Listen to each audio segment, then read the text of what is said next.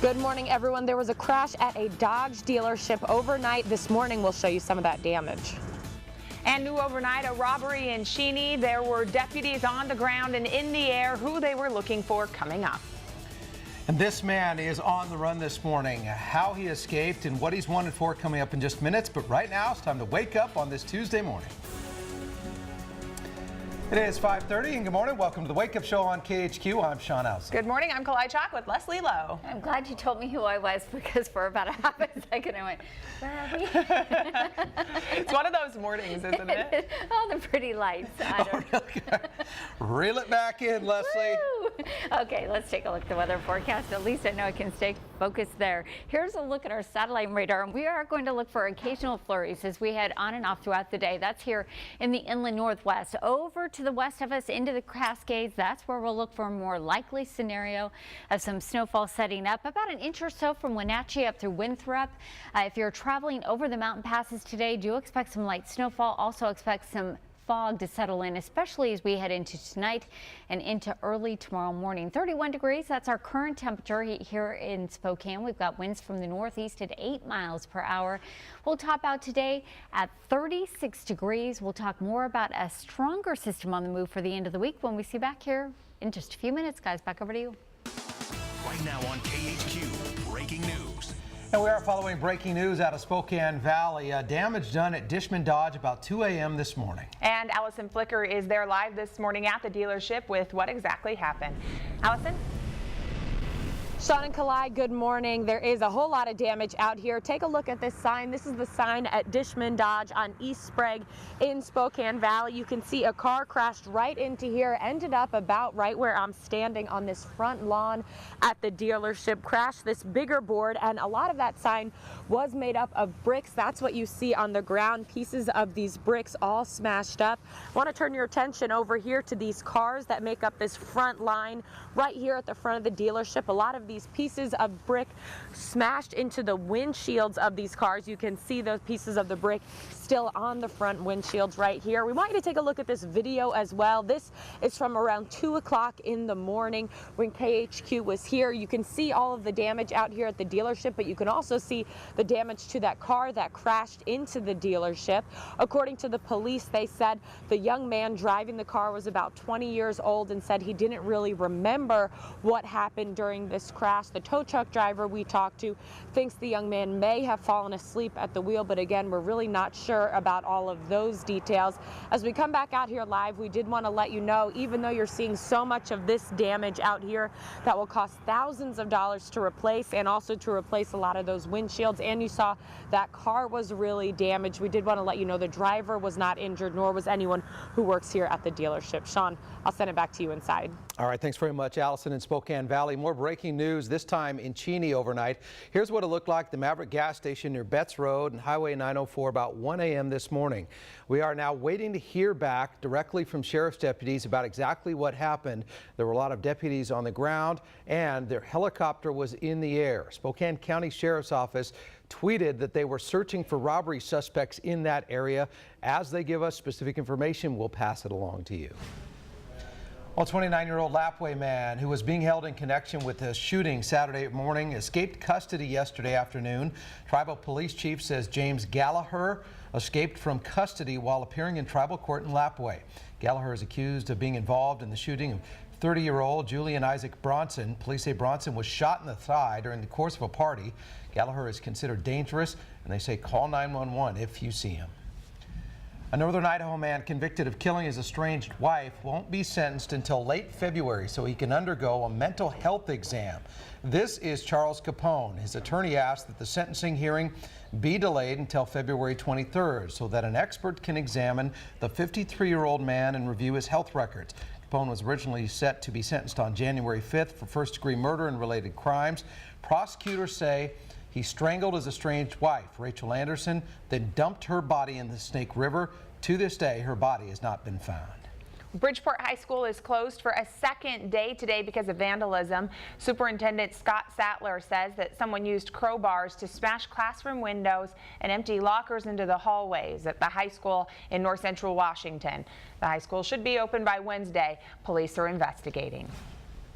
Today, Governor Jay Inslee rolls out the transportation portion of his budget proposal. Here's a look at the highlights from the education part, which he rolled out yesterday. He plans to put $2.3 billion into preschool through college education and workforce training.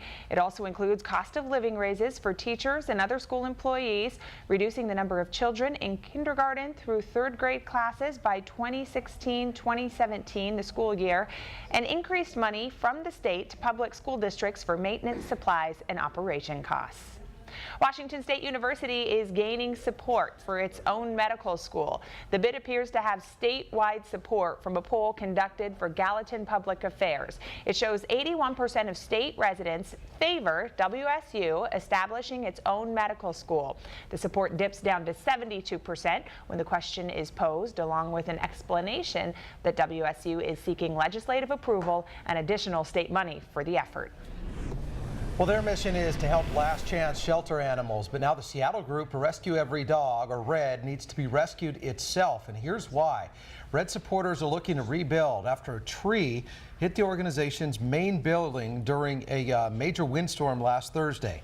All of the animals did survive, but the building is destroyed. That building serves as an intake facility, held all supplies and medications for the animals. Donations can be made through the Rescue Every Dog website. Hackers infiltrated the computer network of Sony Pictures Entertainment last month, as we've been telling you, and we are learning more. The attacks accessed confidential documents that are now being downloaded on file sharing networks. You can catch the latest details coming up on the Today Show right here on KHQ. More revelations are coming to light in the wake of the Sony Pictures cyber attack, and now we're hearing from Seth Rogen and James Franco, stars of the movie The Interview, which has been at the center of this hack. How do they feel about all of the stolen information? We'll tell you coming up this morning on Today. At 5:37, some people like to cruise in style on the road. Others just go for functional, even if their car may not be very pretty. And now consumers have spoken, and this year things ranged from ugly to downright pathetic. We're talking about a poll, Nicole Mischke, that I don't think a lot of car makers want to be on, right? That's right. We're talking about the ugliest car. The vote is in for 2014's ugliest vehicles. You can both stop holding your breath because your car wasn't one of them. But according to a recent carinsurance.com survey, consumers said the 2014 Chevrolet Spark EV is the ugliest car. Despite the ugly label, a Chevrolet communications rep for the Spark says they're still very proud of this product. Coming in second was the Kia Soul, right here, this little red thing. And in third place was the Fiat 500L. Fourth place, I don't really agree with this. It goes to the BMW i3. Maybe that's just because it's a BMW and I think it shouldn't be ugly. But ranking number 5 is the Mitsubishi Mirage. So all small little hatchbacks. Apparently, people think those cars are ugly. Yeah, they have that bubble look, right? Yeah, they're not my favorite either. I was about to recently buy a minivan. I couldn't even believe it. Luckily, I came to my senses. I'm going to stick with my SUV. Yeah, Nicole and Kalai, isn't it true that the car doesn't make the driver look good? The driver makes the car look good? Let's go with that. We'll do that, right? That's why Kalai's minivan looks so good on her. Something like that. Voted the best looking vehicle on the road. Yeah. 5 years running. I think a lot of people, when they're buying a car, it's not necessarily how it looks. It is a little bit, but also just the practicality of it. Doesn't make sense. Is there a function? But I do have to ask you, when it's nice out and you get the minivan washed, do you kind of set the elbow out on the window and cruise? No, you never feel cool in a minivan. You just feel really smart because it just makes sense for a family. That's what it is. Right. So speaking of rides, Matt Rogers is taking us on a ride, getting us all prepared for traveling on the roads this winter. He is making sure that we are geared up and ready for anything on the icy, snowy roads. 5:39 on Tuesday. Good morning. Christmas is all around me, and so the feeling grows. It's written in the wind, it's everywhere I be. Having a wonderful Christmas time, simply having a wonderful Christmas time. The party's on. Right. Love that one. Yeah.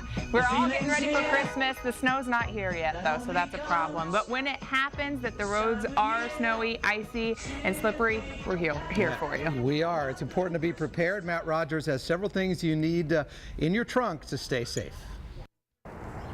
Well, when it comes to winter driving, everybody thinks about the tires that are on their vehicle, and that's very important, obviously. But what about what's in the trunk of your car? I've got Jerry Maynard here with me from State Farm. And Jerry, you know, we're going to try to inform the public on what to do this winter and really year-round, right? Yes, that's very important this time of year. What I'd like to do is I'd like to start with your trunk, Matt. Let's take a look in here and just spur the moment. Let's see what you carry around in case of an emergency. All right. Well, let's give it a go. I'm a little bit nervous about this, but we've got stuff. I would say that this is going to be critical in case you slide off the road. I'm not exactly sure what you carry around. That was from my perfect game back in 1998. Okay, maybe time to exchange that out for a pair of chains or something.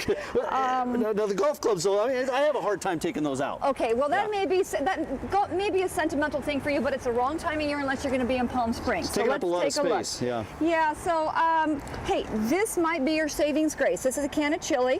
Yeah, I like chili. Probably from I don't know, 2009. There we go. It's expired. But, it is expired. So I'll tell you what I'm going to do. I'm going to replace that with a new can. Absolutely. Because you need to have food. You need to have food. Yeah. That is part of the emergency kit. I don't even know what. I can't remember why this is in there, but you know, we'll figure it out. And this kind of Christmas colors. Well, you know, the red and the green Christmas colors. I see a theme going on here. A lot of Christmas, red. there's a tree. And here we go. Here, this is. You do get an A for this, but probably not in the trunk for an emergency. But yes, 'tis the season. So really, what you're saying is this is not a good example. This is probably not an example of what you would carry in case of an emergency. That's correct. This is a junk trunk, Matt. I'm sorry, it's a junk trunk. Okay, well, so maybe what we should do then next time is show folks what they should have.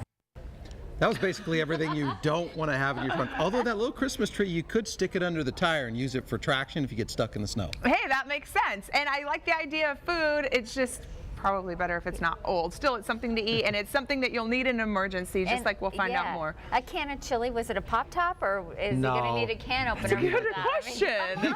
He could take that 7-iron, just there you go. Hammer away at it a little bit, maybe. He had a lot of junk in his trunk. Well, the question is, I guess, you know, a lot of people looking for that snow because they want a white Christmas. Yeah, we're all ready for some snow. 'Tis the season, right? We're almost at the end of December, so why not? But for today, how about just a few flurries out there? Here's a look over Spokane right now. We've got partly to mostly cloudy skies as we kick things off. Some frosty conditions, so bridges and overpasses, on-ramps and on-ramps. Those are likely to be a little slick out there, and a little frost on your windshield this morning as well. It didn't look quite as bad this morning as it did yesterday morning. On our temps and radar map, we've got a wave pushing through, so we've seen some light flurry activity down to the south of us, moving through St. Mary's, also over to the west of us for places like Wenatchee, up through Winthrop, over towards Omak, seeing a little bit of light snow flurries develop. We'll look for up to an inch for areas into central Washington, likely less than a half an inch for areas around the inland northwest. We'll look for those flurries throughout the day today. What you need to know before you head out the door is that you need to bundle up. 8 mile-an-hour winds. You combine that with those temperatures that we're already seeing in place that are at freezing and or below, and it drops those wind chill temperatures down into the low 20s. So 23 degrees, and that's what it feels like in Spokane. 24 in Coeur d'Alene, 28 down towards the LC Valley. What we need to know here is Kalispell. If you're headed over to the east of us, Kalispell sitting at 15 degrees for a wind chill temperature. 14 degrees is our wind chill temperature in Missoula. Basically, that just means bundle up, wear the gloves, the scarf, the hat. Make sure the kiddos are ready to go as they're headed out the door to the bus stop. Sky tracker here showing that low pressure system pushing in a weak wave as we head through the remainder of the day today. Rain showers across the west side of the state. We got a little bit of light shower activity down across the basin, and across the gorge we've got some light snowfall as well. So that snowfall is really going to stay up and down the spine of the Cascades. A little bit of light activity up here across those northern zones. This is at noon today, so flurries at most as we head through the day today and into tonight. If you're up across Okanogan County, Stevens Ferry County, that's where we could all expect a little bit higher amounts of snowfall. Not much though. This is not an impressive system, although it looks like it here on Futurecast. This is at 6 a.m. tomorrow morning, and what we have happening overnight tonight and into tomorrow morning is fog settling in. So those little pocket valley communities like Kettle Falls, Northport, over into Bonners Ferry, down through Priest River and Priest Lake will all likely see some pretty good fog and some freezing fog as we kick things off tomorrow. Quiet conditions tomorrow, mostly cloudy skies throughout the day, and then another wave pushing in as we head in towards Thursday and into Friday, and that will be all timing and temperatures as far as what we see. I'm keeping my fingers crossed for the system on Friday to bring us at least an inch or two of snowfall, but we'll keep you updated on that. Remember that system that caused all of the issues and the heavy rainfall in California? That is now pushing up into the northern plains and over across the Great Lakes, and we're seeing widespread heavy rain showers. We've had thunderstorm warnings. We've also had tornado warnings throughout the overnight hours across the Midwest, and on the backside of this system we are seeing some pretty good snowfall here up into the Great Lakes. Closer to home, here's a look at that planning forecast. This is what you can plan for. Flurries today, cloudy skies and patchy fog tomorrow. We'll keep a very close eye on rain and snow. I did it again. Rain and snow for Thursday and for Friday, and then cold temperatures as we head through the weekend. I don't know why I have trigger finger today. That's okay. You're getting a sneak peek at the sky tracker, I guess. Here, show me. Let's show them what's happening. I know, it's a trigger finger. I'm like, I'm trigger happy. This is how she advances to each next graphic, but you're hitting it too many times, is what you're saying? Yeah, it's like, there's my garage door. Is there a green button? Yes, is that the one? Yeah. To advance it? Yeah. Okay. There's no red button, which means basically the whole thing melts down. Yeah, but I've had that happen before, really? so I'm not sure what happened. That's above my pay grade. I'm going to give it back to you. Watching that whole thing was making me nervous. Like, don't press the wrong button. Didn't mean to make you nervous. Yeah, just pick a color. Yeah, there you go. What does the white one do? That just selects in a series of things we want to show. Yeah, so much that goes into the weather forecast. Where you're hitting. Yeah, you got to be, in addition to actually reading these models, you actually have to know how to coordinate your brain and your fingers and your hands. And let's just say it's almost as big as my hands. I don't want to say anything. I might be a little better than this, because us men, we have mastered the remote control. Yeah, this is right. That is a good point. Yeah. Kids, just kidding. Yeah, kids. You probably even more expert, more of an expert at that. How does this work? All right, Dad. We have a look at your headlines coming up. The things you need to know before you head out the door. And why your holiday gifts could be a little late this year, at least in some areas, coming up in your morning rush. 5:50 on the Wake Up Show on KHQ.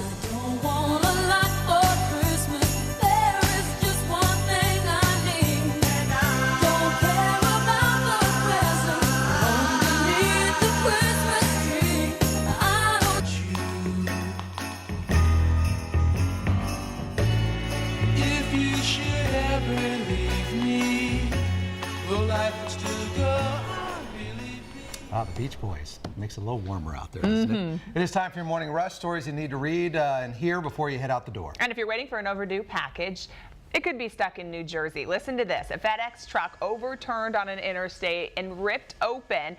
The driver had minor injuries because he had to swerve to avoid a tire in the road. This is how that happened. It's the busy season for FedEx. A lot of Christmas presents may have been shaken up, but FedEx says the packages will get to their destination after a slight delay. Well, the Philippine government charged a U.S. Marine with murder, accusing him of killing a Filipino transgender. The prosecutor charged Private First Class Joseph Scott Pemberton of murdering Jeffrey Lawty, who also went by the name of Jennifer. Pemberton is currently detained this morning in a Philippine prison under U.S. custody. Egyptian authorities opened 4 renovated halls of the Tutankhamun Gallery to the public. The restoration of the halls is part of an effort to renovate the entire museum that houses the mummy of the 19-year-old King Tut. 19-year-old King? Oh, yeah. He was 19 when he died. I'm thinking it's been more than 19 years. Just read it with confidence. This guy passed away, Leslie. Hey, to 1978. So. He was doing pretty good then.